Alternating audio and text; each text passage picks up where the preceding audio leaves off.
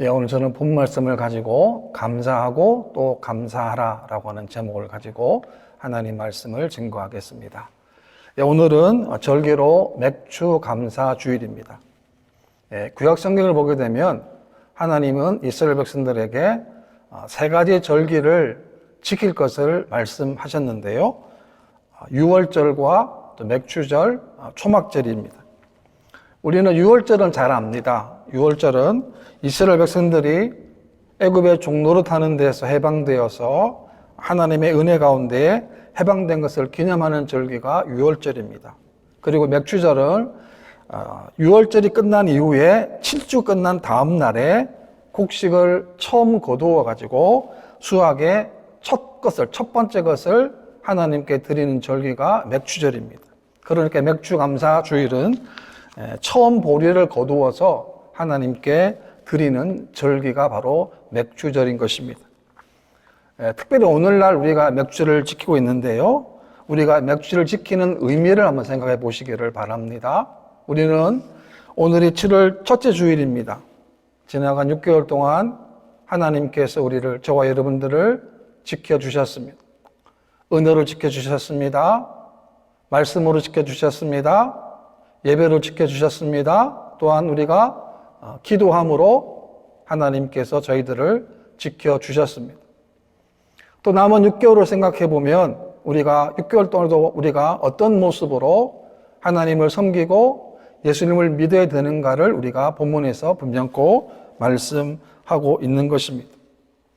우리가 6개월 동안 지나면서 남는 게 뭡니까? 그것은 하나님께 감사라고 하는 것입니다. 왜 감사가 중요합니까?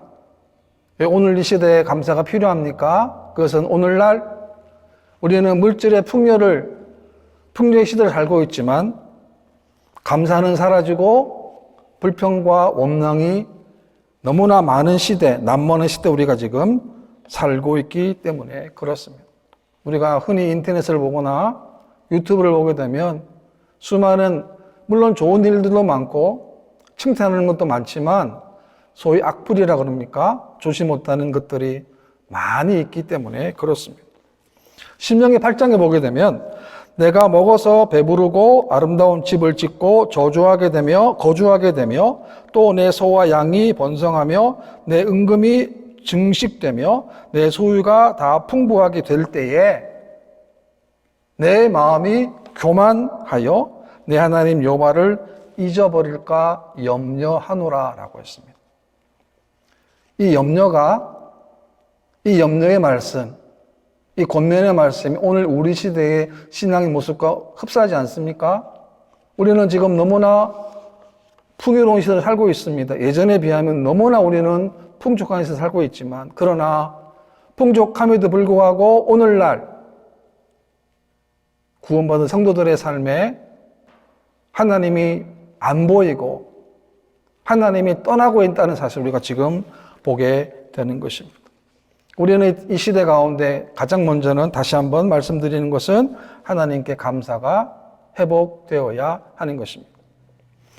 누가복음 17장에 보게 되면 10명의 나환자들이 예수님께 고침을 받는 사건이 나오는데요.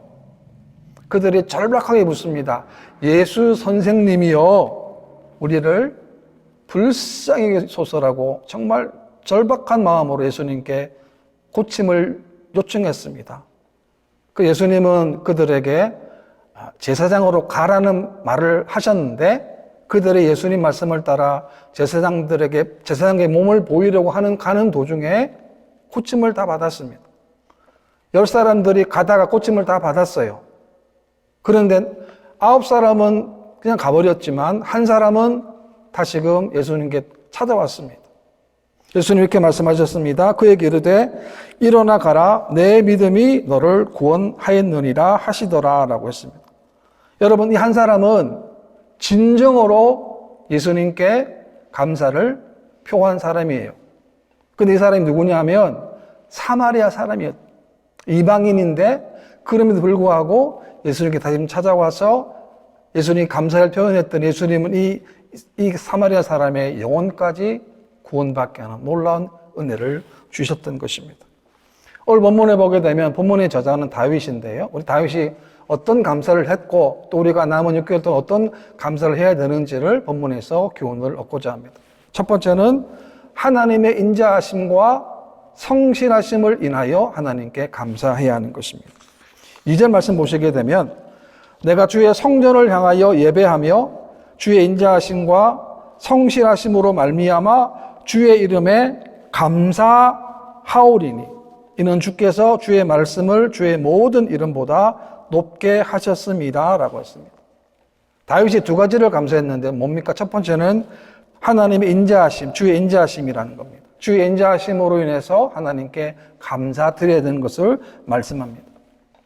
인자라고 하는 것은 헤스드라는 단어를 썼는데요. 이 단어의 뜻은 자기 백성을 향한 하나님의 언약적 사랑을 말씀하는 것입니다. 여러분, 우리가 6개월 동안 살아왔습니다. 우리가 어떻게 살아왔습니까? 한 가지예요. 하나님의 사랑으로 살아온 거예요. 하나님이 베풀어 주셨던 그 놀라운 사랑과 긍휼과 자비하심으로 우리가 살아온 거예요. 우리는 내 힘으로 살아온 것 아닙니다. 내 의지로, 내 능력으로 아닙니다. 우리는 모든 것이 헤세드, 하나님의 사랑으로 우리가 살아왔다는 거예요. 이 사실을 고백하게 되면 하나님께 우리가 감사하지 않을 수 없는 것입니다. 요나를 보게 되면 요나가 하나님의 사명을 외면했습니다. 도망갔지 않습니까? 다시 도망갔습니다. 결국에는 그가 탄 배가 풍랑을 만났습니다. 그러나 풍랑을 만났지만 요나는 배 밑에서 잠을 잤어요. 결국에는 자신이 했던 행위를 다 사람들에게 말을 하고 그리고 바다에 던지라, 자기를 던지라 했을 때 그는 바다에 빠지게 되고 물고기 뱃속에서 3일 동안 뭐합니까? 회개합니다. 여러분, 그가 사명이 싫어서 가기 싫은 요나인데 하나님은 3일 동안 물고기 뱃속에서 뭘 하게 만드는 겁니까? 하나님께 그의 모든 삶을 회개하게 만드는 거예요. 그리고 난 다음에 다시금 니느웨로 가서 뭐합니까? 40일 이후에 무너질 것이다라는 외쳤는데 수많은 사람들이 하나님께 회개했다는 거죠. 하나님을 떠났던 요나인데 하나님의 사랑은 그 하나님을 떠난 요나를 다시금 불러주셔서 그로 하여금 하나님의 사명을 그가 하도록 맡겨주신 것입니다. 놀랍지 않습니까?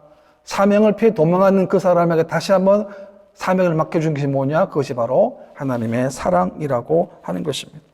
다시금 그에게 기회를 준 것, 회개할 기회를 주셨습니다. 자기 죄를 인식할 수 있는, 인지할 수 있는 기회를 주신 것, 그것이 바로 하나님의 사랑이라고 하는 것입니다. 그렇습니다. 이 하나님의 인자하심은 하나님의 약속의 말씀, 언약의 말씀에 근거한 것입니다. 우리가 이스라엘 백성들을 보게 되면 그들이 하나님을 떠났습니다. 범죄했습니다.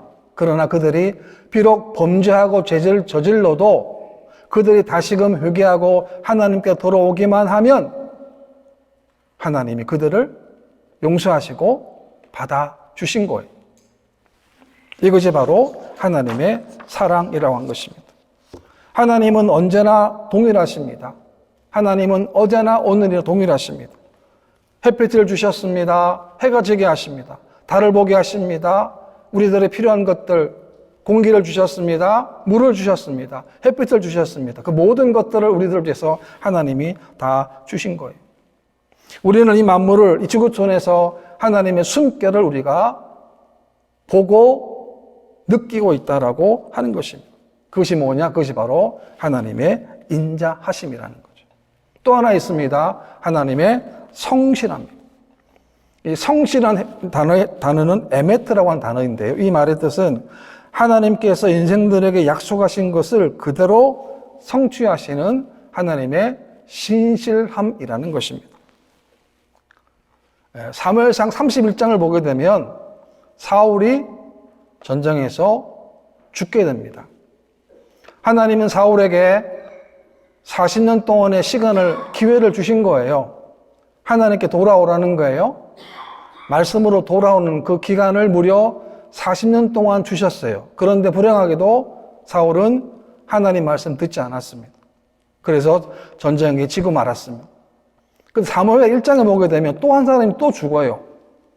사무엘 1장에 보게 되면 다윗이 아말렉 사람을 쳐 죽이고 시글락에 머물러 있을 때에 사울의 진영에서 한 사람이 다윗이 찾아왔어요.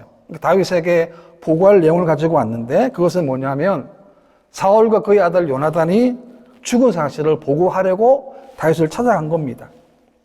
이렇게 보고하는데요. 사울이 자기 창에 기대고 병거와 기병은 급히 그를 따르는데 자기 보고 사울이 지금 고통 중에 있으니까 나를 죽이라는 거예요. 그 말을 사울이 했다는 거예요. 그래서 이 사람이 사울이 살 수 없는 것을 보고 내가 죽이고 그리고 왕의 왕관과 또 팔에 있는 고리를 벗겨서 가지고 왔다는 거예요. 이건 거짓말입니다. 왜 이 사람이 거짓말을 했겠습니까? 이 사람이 이런 전리품을 가지고 가게 되면 만약에 다윗에게 큰 보상을 기대하고 갔을 거예요. 그러나 이 사람은 거짓말을 했습니다.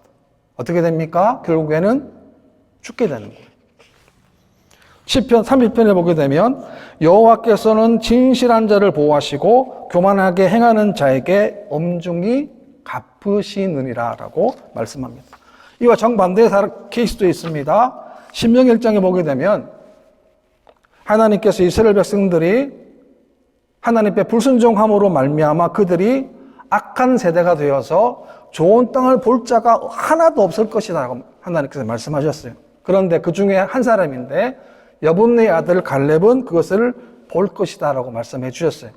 설명합니다. 갈렙은 온전히 여호와께 순종하였은즉 그는 그것을 볼 것이요 그가 밟는 땅을 내가 그와 그의 자손에게 주리라 하시고 라고 했습니다. 이스라엘 백성들이 악한 세대가 된 거예요. 왜냐하면 정탐꾼을 보냈는데 이스라엘 백성들이 10사람의 정탐꾼, 악패했던 정탐꾼들의 말을 듣고 하나님께 범죄합니다. 원망합니다. 그래서 그들은 악한 세대가 되었기 때문에 가나안 땅에 들어가지를 못했습니다. 그러나 갈렙은 달랐습니다. 갈렙은 가나안 땅을 정탐했을 때에 인간의 눈으로 정탐한 게 아닙니다. 비록 인간의 눈으로 봤을 때는 힘들게 보일지도 몰라도 그러나 갈렙에게는 뭐가 있었습니까? 하나님의 약속의 말씀이 있었기 때문에 그렇습니다. 오늘 우리도 마찬가지입니다. 우리가 이 땅 가운데 어떻게 승리할 수 있습니까? 우리 가운데 하나님의 약속의 말씀이 분명히 있어야 한다는 사실입니다. 우리가 세상 가운데 흔들릴 수 있습니다. 배를 타면은 폭풍을 만나면 인생 가운데 폭풍 만날 수 있지 않습니까? 그렇게 되면 흔들릴 수 있습니다. 그러나 흔들릴 막아주는 게 뭡니까? 약속의 말씀이에요. 그 말씀은 인자하시고 성실하다는 거예요. 하나님의 사랑은 너무나 귀한 사랑인데 여기 이 사랑의 인자심인데 성실함이 있다는 거예요. 이 성실하심이. 왜? 하나님은 약속의 말씀대로 행하시기 때문에 그렇습니다. 하나님 우리가 땅에서 어떻게 삶을 사는가에 따라 결과를 다르게 주시는 거예요. 하나님 우리가 땅에서 우리가 뿌리는 대로 거두게 하십니다. 뿌린 만큼 거두게 하시는 거예요. 왜? 그것이 하나님의 법칙이기 때문에 그렇다라고 하는 것이죠. 우리는 이 약속의 말씀 붙들고 날마다 뿌려야 합니다. 어디로요? 가장 먼저는 우리 내면을 뿌려야 합니다. 세상에 가장 더러운 게 뭡니까? 우리 마음이에요. 우리 마음에 더러운 것이 어디로 나옵니까? 입으로 나오기 때문에 이 마음을 하나님 말씀으로 또 채워야 되는 거예요. 왜 암송하라고 그럽니까? 왜 힘들잖아요. 쉽지 않습니다. 왜 암송하라고 그럽니까? 그것은 내 마음속에 악한 것들을 이기려면 하나님 말씀이 있어야 하기 때문에 그렇습니다. 그 다음에 두 번째 보게 되면 하나님께서 기도에 응답하심으로 영적으로 강하게 하시고 강하게 하시기 때문에 감사해야 합니다. 3절인데요. 내가 간구하는 날에 주께서 응답하시고 내 영혼에 힘을 주어 나를 강하게 하셨나이다 라고 했습니다. 다윗이 간절히 기도했는데 사실 다윗이 얼마나 응답 많이 받았습니까? 그런데 하나님이 응답해 주셨다는 거죠. 그 응답 때문에 어떻게 되냐? 영적으로 강하게 됐다는 거예요. 우리가 응답이 왜 필요하는가? 왜 기도가 필요하는가? 기도 자체, 물론 기도가 중요합니다. 그러나 기도 이후에 하나님 응답을 통해서 아하! 진짜 하나님 살아계시는구나. 진짜로 하나님 내 기도를 들으시는구나. 하나님 지금도 역사하시는구나 사실을 알게 되면 영적으로 우리가 더 강력한 믿음의 놀라운 은혜를 우리가 경험하게 된다는 것입니다. 기도가 얼마나 중요합니까? 그래서 기도할 때 형적인 기도는 안 됩니다. 성경 말씀에도 중언부엄하지 말라는 거예요. 마음이 없는 기도하지 말라는 거예요. 정말 절박한 마음으로, 간절한 마음으로 기도하라는 거예요. 그러면 그 기도를 통해서 우리는 더 높은 한 단계. 다윗을 보십시오. 다윗이 죄가 없는 게 아닙니다. 허물도 많은 사람 아닙니까? 그런데 하나님 그가 마음이 합한 사람이라고 그랬습니다. 하나님과 동행한 인생이라고 우리가 알지 않습니까? 왜 그렇습니까? 이런 모습 때문에 영적으로 약한 부분이 기도를 통해서 하나님 응답을 통해서 더욱 영적으로 강해진 믿음의 사람이었기 때문에 그렇습니다. 그렇습니다. 기도는 성도의 힘의 원천이고 근원입니다. 우리가 매일매일마다 기쁨과 감사를 누리려면 우리는 기도해야 합니다. 우리가 가정에서도 마찬가지예요. 집에서 마찬가지입니다. 피곤하죠. 힘들어요. 그러나 우리는 매일매일마다 하나님께 엎드려야 합니다. 그러지 않으면 영적으로 힘이 없게 되는 거죠. 우리는 6개월 동안 하나님의 시간을 선물로 받았습니다. 우리가 어떻게 살아왔는가? 어떤 모습으로 어떤 신앙생활을 해왔는가? 어떤 기도를 해왔는가? 우리가 지금 확인해 보아야 하는 것입니다. 베드로 4장 말씀 보게 되면 만물의 마지막에 가까이 왔으니 그러므로 너희는 정신을 차리고 근신하여 기도하라라고 했습니다. 마지막 때 얼마나 악한 일들이 많아지고 있습니까? 이럴 때 우리는 정신을 차리고 근신하고 하나님께 기도해야 하는 것입니다. 문제는 뭐냐면 기도가 없어서 기도가 부족해서 시험에 잘 빠진다는 거예요. 마태복음 26장 말씀 보게 되면 시험에 들지 않게 깨어 기도하라. 마음에는 원이로되 육신이 약하도다 하시고 라고 말씀하고 있습니다. 무슨 말이냐면 깨어 기도하지 아니하면 어떻게 된다는 겁니까? 시험에 든다는 거예요. 여러분 시험에 잘 드는 성도의 특징이 뭘까요? 기도하지 않으니까 혼란하는 거예요. 한마디 말 듣고 이런 말 듣고 저런 말 듣고 시험 들고 실족하게 되는 겁니다. 이 말씀을 주신 것은 예수님께서 겟세마네 동산에서 함께 따라갔던 3명의 제자들이 주신 말씀이에요. 예수님은 십자가를 앞두고 절박한 마음으로 그 동산까지 가서 기도했는데 예수님의 제자들은 어떻게 했습니까? 그 시각에 잠을 잤어요. 그러나 깨어있지 못한 제자들은 십자가 앞에서 어떻게 합니까? 다 도망을 가고 말았습니다. 베드로를 보게 되면 특별히 베드로는 주님을 3번씩이나 부인하지 않았습니까? 무슨 말입니까? 기도하지 않으니까 주님을 부인하는 것이 전혀 이상한 것이 아닌 거예요. 왜 부인했습니까?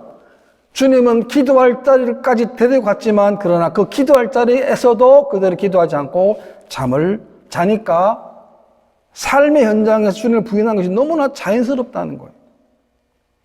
이것은 뭘 말할까요? 오늘날에도 기도 없이 살아가는 성도들이 세상을 따라가는 것이 전혀 이상하지 않는 모습이라고 하는 것입니다.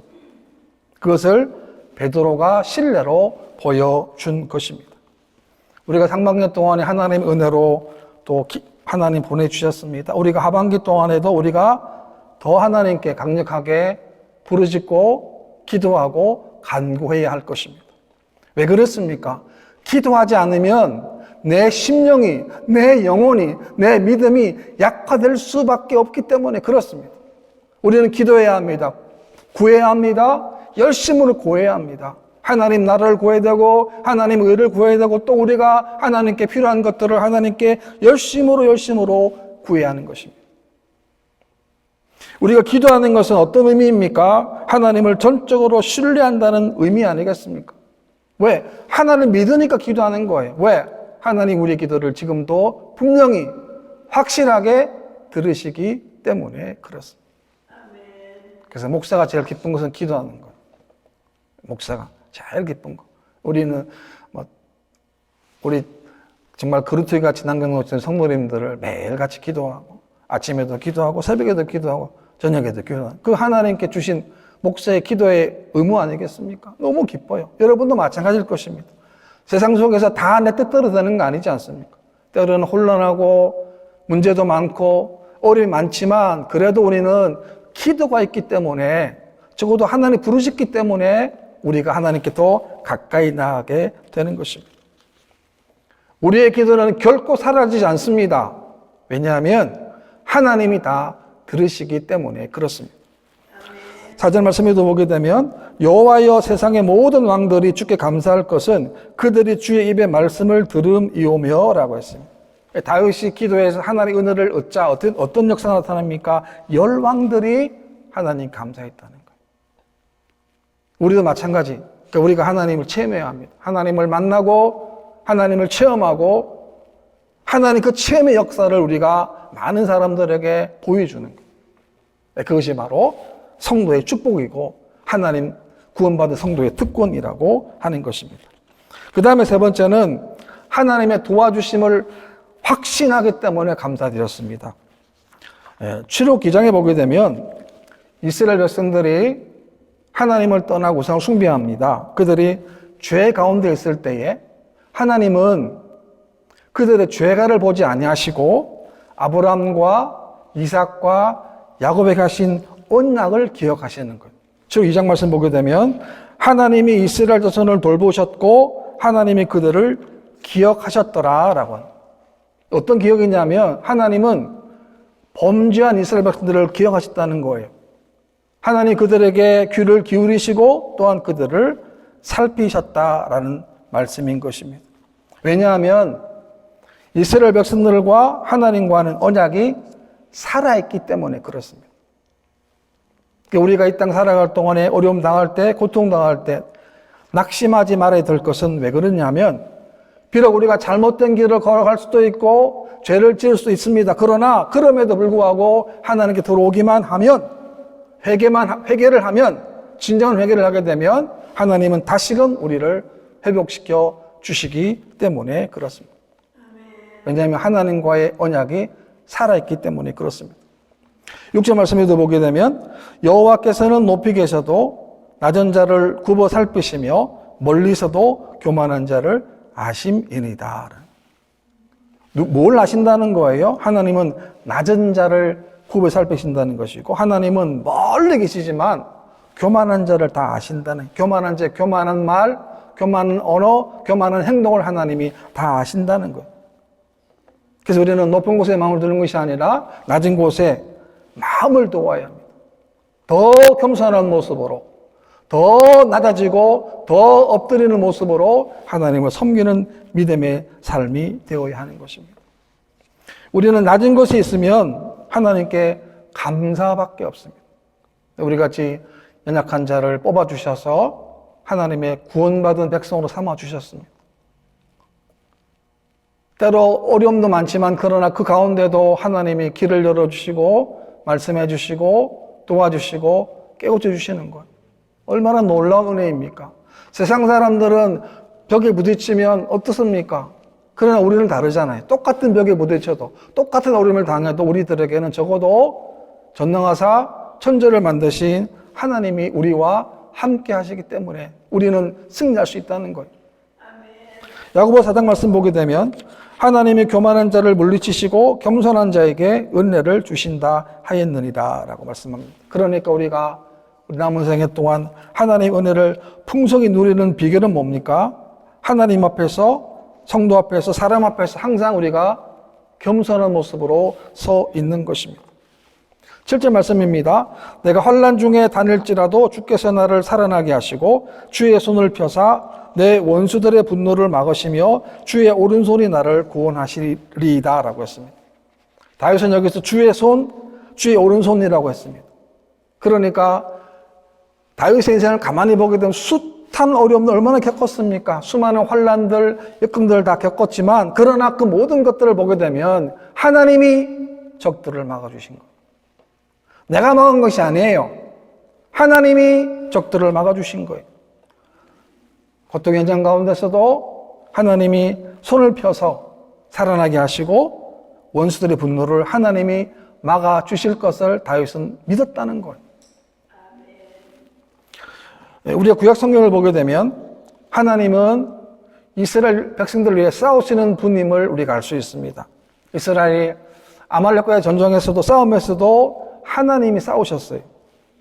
여리고를 점령할 때도 말도 안 되는 방법인데, 그러나 이스라엘 백성들이 말도 안 되는 방법이지만 그러나 그들이 순종했을 때 하나님이 싸우셨어요. 그것이 하나님의 방법이었기 때문에 여리고가 무너졌습니다. 하나님이 바로 그곳에 계셨습니다. 사사시대를 보아도 마찬가지입니다. 사사시대에 이스라엘이 이방 나라를 이긴 것도 하나님이 그들을 도와주셨기 때문에 가능했던 것입니다. 그 하나님이 지금도 일하시고, 그 하나님 지금도 우리와 함께 하시고, 우리를 위해서 하나님이 싸우신다라고 하는 것입니다.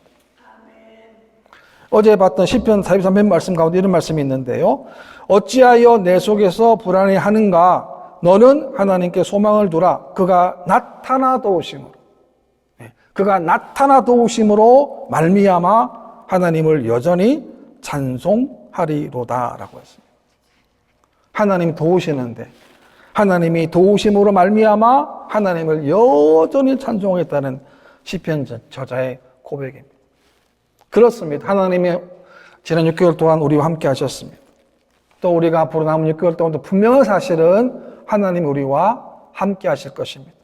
말씀하실 것입니다. 우리를 깨워주실 것입니다. 도와주실 것입니다. 확신하시기를 바랍니다. 왜? 그분이 약속으로, 언약으로 말씀하셨기 때문에 그렇습니다. 또 우리가 6개월 지나갔습니다. 오늘 우리가 맥주감사주의를 우리가 지내고 있는데, 우리는 우리 인생의 모든 것을 여러분들은 감사로 해석하시기 바랍니다.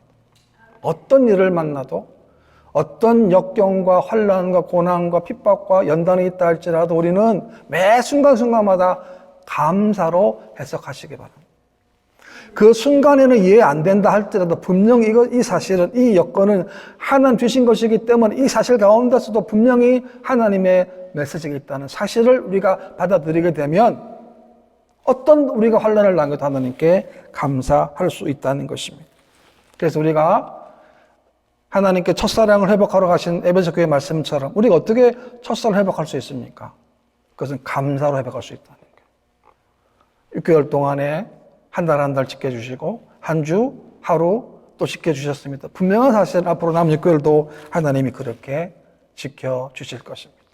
이런 믿음으로 승리하는 저와 여러분 되시기를 주님의 이름으로 축원합니다.